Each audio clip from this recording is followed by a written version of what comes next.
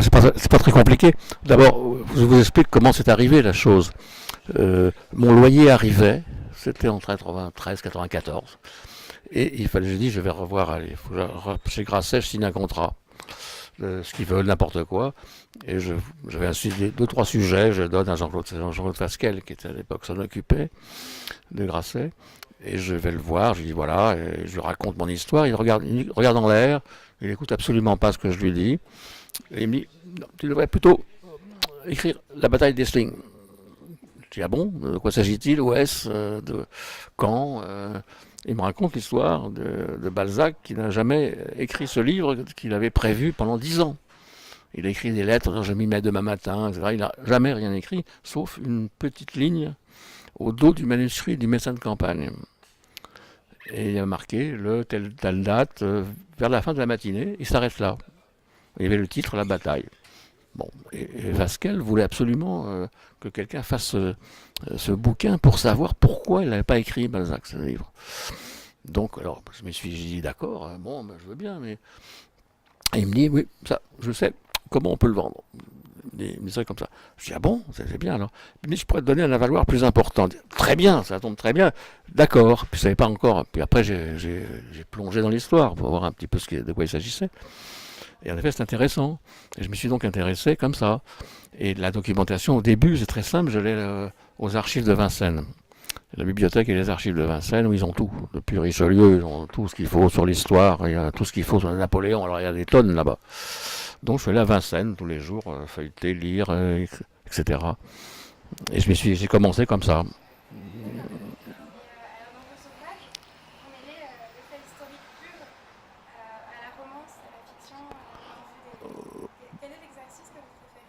Ben, les deux sont complètement mêlés parce que je suis très précisément l'histoire. La bataille, c'est précisément l'histoire de la bataille que j'ai essayé de reconstituer avec les mémoires d'époque.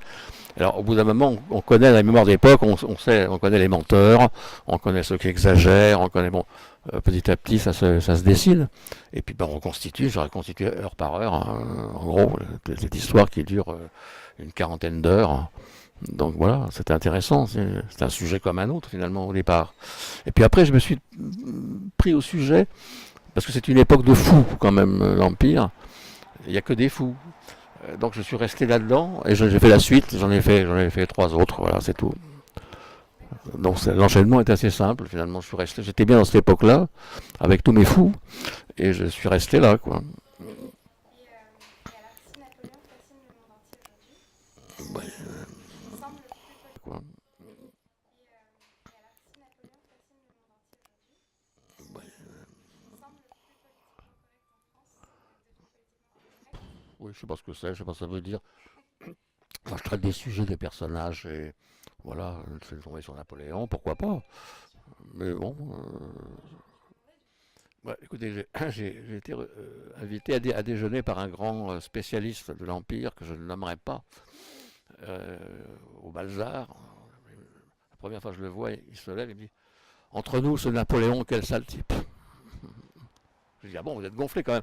Toute votre carrière, vous l'avez faite sur Napoléon et vous me dites ça maintenant. Donc oui, c'est pas un garçon très recommandable. Moi, ce qui m'intéresse, c'est le pouvoir, en fait. C'est les gens qui ont envie du pouvoir. Et c'est pour ça, après, j'ai continué. J'ai plein d'autres livres, un peu sur ce sujet-là, d'ailleurs. Je me demande pourquoi ils veulent le pouvoir, ces imbéciles. Et ce sont des malades. Je confirme. Voilà, c'est pour ça. Pour, quelle que soit l'époque, j'ai continué. Après, vous savez, j'avais toute une série sur Sarkozy, là, parce que il m'agaçait beaucoup quand il est arrivé. Donc j'ai fait toute une série là-dessus, mais sur un genre plus satirique. Bon, mais assez précis aussi. Moi, j'ai besoin d'une documentation quand même assez grosse pour tous les sujets. Même un sujet que j'ai fait il y a très longtemps sur les rats d'égout. J'étais également très documenté sur les rats. Parce que j'habite au Hall maintenant et j'en voyais. Je rentrais chez moi vers 4 heures du matin, il y avait des rats gros, gros comme des chats qui passaient dans les rues comme ça, qui allaient voir leur boucher préféré. Parce que les rats ont un goût et ils aiment bien. Les uns préfèrent le rumsteak, l'autre préfère un autre morceau. Et ils étaient très, très, très vivants dans les Halles à l'époque. Il n'y a pas de similitude en fait, à part à part le côté mégalo et le goût excessif du pouvoir, qui est de plus en plus grotesque, parce que ces gens ont de moins en moins de pouvoir, ils croient en avoir plein. Mais c'est, oui, c'est une déformation de, je sais pas, ils ont pas grandi. Moi, je préfère lire, je sais pas, Krishnamurti, oui, c'est plutôt autre chose. Ou les vieux chinois, j'ai fait un livre sur mon vieux maître chinois d'il y a 23 siècles, qui est plus intéressant, pour moi, comme personnage. Et même, ils se ressemblent beaucoup, tous ces gens, avec plus ou moins de chance, mais bon. Et moi, ces histoires de pouvoir me fascinent, parce que je vois pas très bien pourquoi on veut absolument avoir du pouvoir. Mais le pouvoir, ça va depuis le postier derrière son guichet jusqu'à Napoléon. Hein. C'est la même chose. Hein. C'est la même chose. Non, ils ont de l'ambition pour eux. Si, il y a de l'ambition, il y a l'argent, et il y a cette espèce d'idiotie du pouvoir qui les anime. Ils veulent y arriver. Une fois qu'ils y sont, ils ne savent plus quoi en faire. D'ailleurs, comme Chirac, par exemple, son seul talent, c'était d'accéder au pouvoir. Et puis après, qu'est-ce qu'ils font? Qu'est-ce qu'ils font? Là, c'est de pire en pire, là, de toute façon. Relisez Machiavel, vous verrez, déjà, c'est pas mal. Non, non, c'est une espèce de calcul, d'envie qui me paraît assez, pas très honnête d'ailleurs. Donc je m'y intéresse, comme à une maladie chronique. Moi, je suis pas très, j'admire pas beaucoup en fait, non. J'ai pas d'admiration. Non, je m'intéresse plutôt à la philosophie chinoise ancienne, ce qui n'a rien à voir avec tout ça. J'ai fait un livre là-dessus. Bon, il a moins marché que les autres, peut-être parce que ça n'intéresse personne. Mais moi, ça m'intéresse plus que le reste, oui. Oui, personnellement. Non, je ne veux rien transmettre du tout. Je montre les choses telles qu'elles sont. Et j'essaye de les montrer telles qu'elles sont. Enfin bon, alors avec un ton plus satirique pour les récents. Mais quand j'ai commencé le Sarkozy, parce qu'il m'agaçait beaucoup quand j'ai vu apparaître sur l'écran, je me suis dit mais c'est pas possible, ça va pas rester 5 ans avec ce type. Parce qu'on le connaissait déjà d'avant, hein, on savait qui il était. Et j'avais pensé à cette époque-là à ce qu'avait fait André Ribaud dans le Canard enchaîné en 1960, ce qui s'appelait La Cour. Il avait fait une parodie de la cour de Gaulle, avec des dessins de Moisan qui étaient extraordinaires. Il avait fait une espèce de parodie à la Saint-Simon, mais c'est pas Saint-Simon, mais un peu dans ce genre-là, un peu décalé, avec une espèce de ton un peu empoulé et grandiose pour des choses qui ne l'étaient pas. Donc c'est ça le principe. Donc j'ai essayé de refaire ça en me disant bon, on va voir. Et puis ça a marché au-delà de ce que j'imaginais. Je pensais pas, je pensais en faire un volume, et j'en ai fait 6. Mais je pensais pas du tout. Alors après j'étais pris au jeu parce que les gens me disaient mais alors dites donc vous êtes arrêté là, mais alors la visite de Kadhafi à Paris vous l'avez pas mise? Je dis ben non, ça s'arrêtait. Oh c'est dommage parce que c'est drôle, oui c'est assez rigolo. Donc j'étais poussé un peu par les lecteurs à continuer. Et puis quand on arrive à 4 volumes, on se dit bah c'est idiot de s'arrêter au milieu du guet. Continuons et allons jusqu'au bout. Quoi. Faisons l'histoire complète du quinquennat, année par année. C'était devenu une espèce d'almanach tous les ans, avec une énorme documentation aussi. Tous les journaux, tous les matins, tous. On peut pas se comparer. Hein. Pourquoi La Fontaine soit malheureux? Non.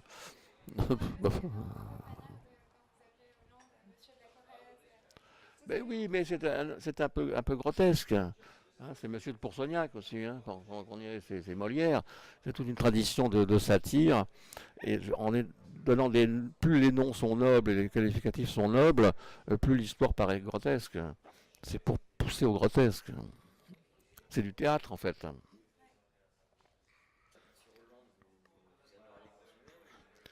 Non, on ne peut pas dire que j'aimerais continuer, c'est pas le mot. J'ai attendu 2 ans, j'ai fait autre chose, d'autres livres en attendant, en lui laissant un peu de temps pour voir. J'ai jamais été enthousiaste de ce garçon, malgré tout, même si je suis pas de droite. Mais là, bon, je dis, on va voir, peut-être qu'il peut s'en tirer. Et puis c'est une catastrophe totale, du coup j'ai refait un volume, c'est tout. Et puis peut-être le dernier, qui sortirait 2 mois avant les élections. Puis on verra, on ne sait pas. Personne ne peut rien prévoir, là, c'est terrible. On est dans le potage le plus noir, là, épais. On comprend rien à ce qui se passe. Et eux-mêmes non plus, d'ailleurs. Ah ben, je sais pas, oui, on va arriver au Grand Guignol, là. Oui, c'est effrayant, là. Effrayant. Donc voilà, je vais en refaire un encore. Mais c'est pénible, hein. Mais je ris pas tous les jours. C'est très difficile d'abord de se faire rire tout seul. Je connais la seule personne que je connaisse qui se fait rire tout seul, c'est Jean-Pierre Mocky. J'ai travaillé un peu avec lui sur 2 films, et il rit tout seul. Il dit, il est en train d'écrire des trucs, et il a les épaules qui se soulèvent comme ça. On dit, ah, écoutez, comme c'est bête ce que je viens d'écrire. Il se fait rire tout seul. C'est rare. Moi, je peux pas me faire rire tout seul, donc je ris pas. Les gens, ça les amuse. Moi, ça m'amuse pas du tout, en fait. C'est curieux. Si, la seule qui m'a fait rire, si c'est pas aussi faux ce que je dis, quand j'ai fait des parodies de Marguerite Duras sous le nom de Marguerite Durail. J'en ai fait deux, et là je riais tout seul, parce qu'on peut faire ça comme du papier peint, ça peut pas s'arrêter. Donc là, c'était tellement bête que ça me faisait rire. Oui. Mais c'est le seul exemple que je peux vous donner.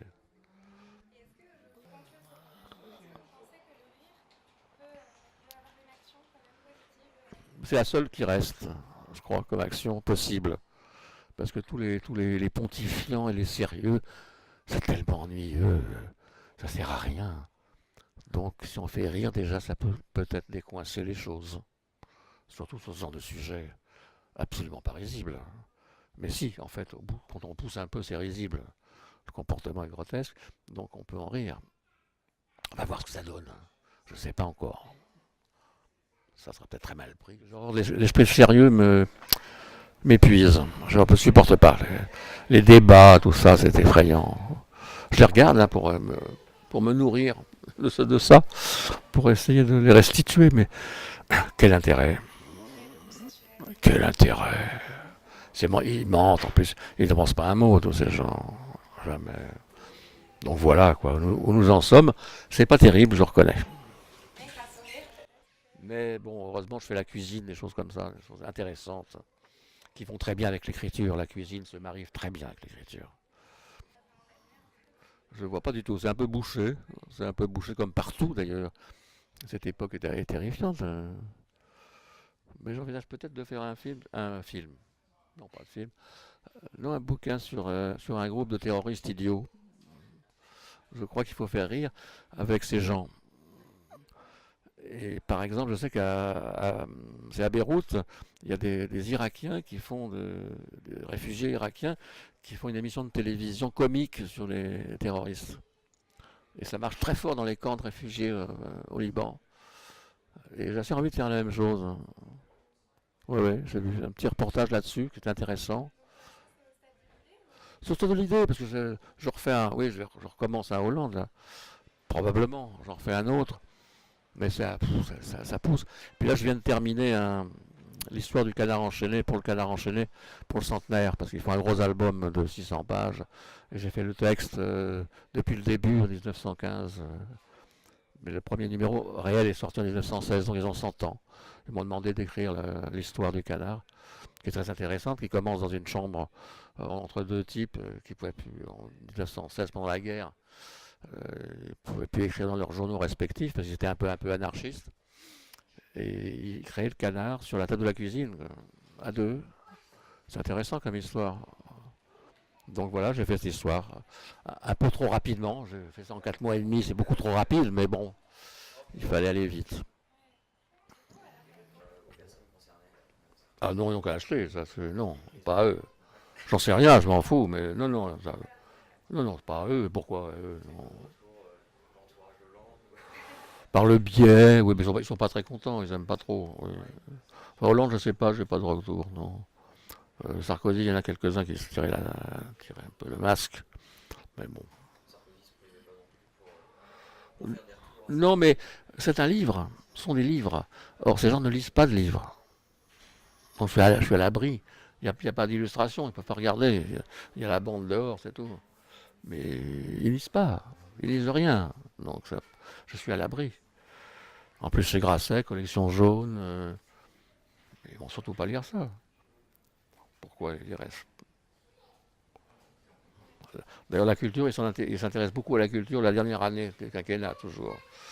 Le budget augmente tout d'un coup, on s'intéresse au théâtre, alors qu'on s'en fout complètement en temps normal. Donc c'est comme ça, mais c'est du clientélisme à la con, ça c'est tout. Mais ils ne lisent pas, donc je suis tranquille. Mais il y a des lecteurs, heureusement. Des vrais, oui, il y en a pas mal quand même. Ben, j'espère, écoute, j'espère. Ben, je vous en prie. Vous savez, ça peut continuer indéfiniment, ce genre de choses. Il faut bien s'arrêter un moment, vous avez raison. Chers amis, arrêtons-nous.